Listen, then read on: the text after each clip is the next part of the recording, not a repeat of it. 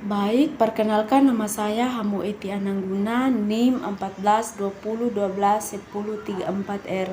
Saya berasal dari Sekolah Tinggi Ilmu Stikes Nusantara Kupang dengan prodi S1 Keperawatan. Di sini saya membacakan hasil pengertian demokrasi. Secara etimologis, demokrasi terdiri dari dua kata yang berasal dari bahasa Yunani, yaitu demos yang berarti rakyat atau penduduk suatu tempat, dan sraitan atau cerotus yang berarti kekuasaan atau kedaulatan. Jadi secara bahasa demos sraiton atau demos cerotus, demokrasi adalah kedaulatan negara di mana dalam sistem pemerintahannya kedaulatan berada di tengah rakyat. Kekuasaan tertinggi berada di dalam keputusan bersama rakyat.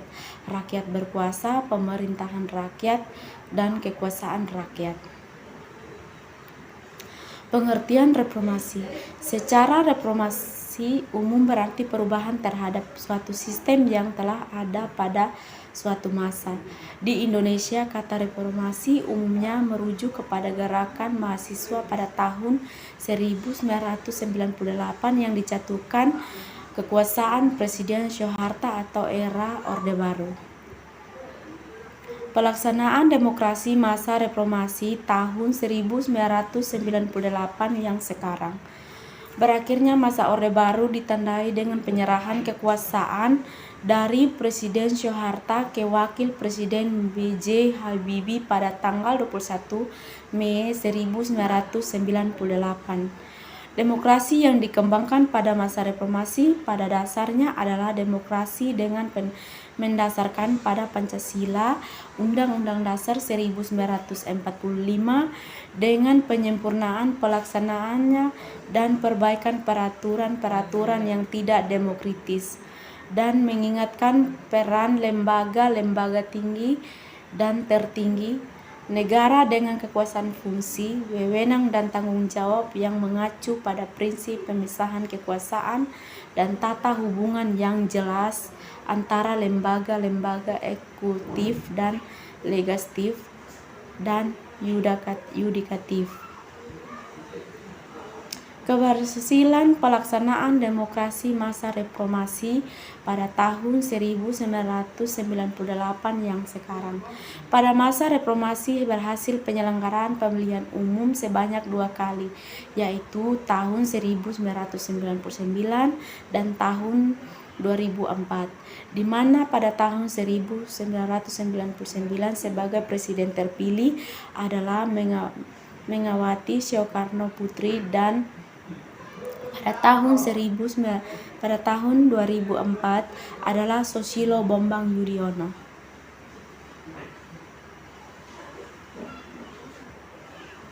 Sistematika pelaksanaan demokrasi pada masa reformasi 1998 yang sekarang. Pada masa Orde Reformasi, demokrasi yang dikembangkan pada dasarnya adalah demokrasi dengan dasarkan pada Pancasila dan Undang-Undang 1945.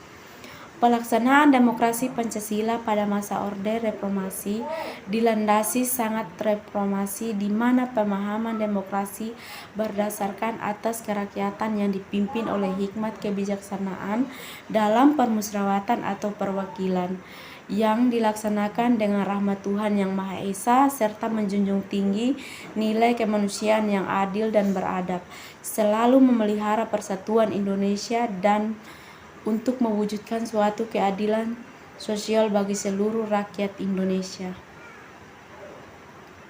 Selalu diliputi oleh semangat kekeluargaan, adanya rasa tanggung jawab dalam melaksanakan keputusan hasil masyarakat, dilakukan dengan akal sehat dan sesuai dengan hati yang luhur. Keputusan dapat tanggung jawab secara normal pada Tuhan Yang Maha Esa berdasarkan nilai-nilai keberadaan dan keadilan. Penegakan kedaulatan rakyat dengan memperdayakan pengawasan sebagai lembaga negara, lembaga politik dan lembaga swadaya masyarakat. Pembagian secara tugas wewenang kekuasaan lembaga legislatif dan sebagiannya. Sistem pemerintahan masa reformasi pada tahun 1998 yang sekarang. Sistem pemerintahan masa Orde reformasi dapat dilihat dari aktivitas kenegaraan sebagai berikut.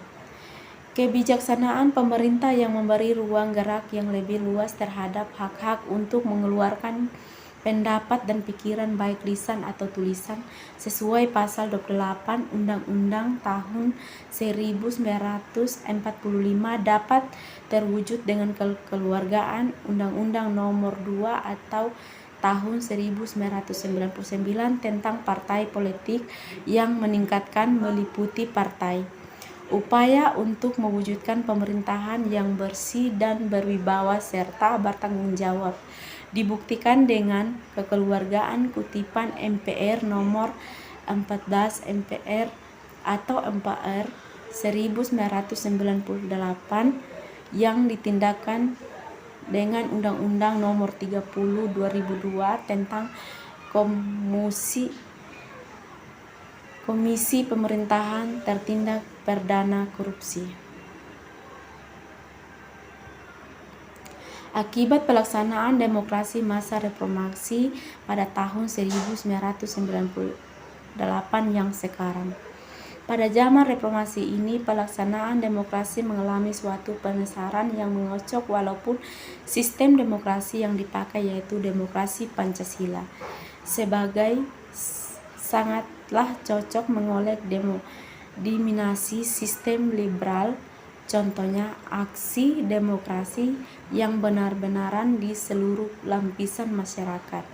Memang pada zaman reformasi peran presiden tidak mutlak dan lahirnya sistem multi partai sehingga peran partai cukup besar, akan tetapi dalam pelaksanaan pemungutan suara juga pernah menggunakan voting, berarti peran demokrasi Pancasila belumlah teraksiasi dengan melihat hal tersebut di atas, maka kesimpulan daripada pelaksanaan demokrasi di Indonesia belum tercapai titik yang pasti akan masa belajar untuk memulai demokrasi Pancasila yang sudah dilakukan selama 40 tahun sampai sekarang masih belum bisa dilaksanakan secara baik. Baik, sekian video dari saya. Jika ada kata-kata yang tidak berkenan, mohon maaf. Sekian dan terima kasih.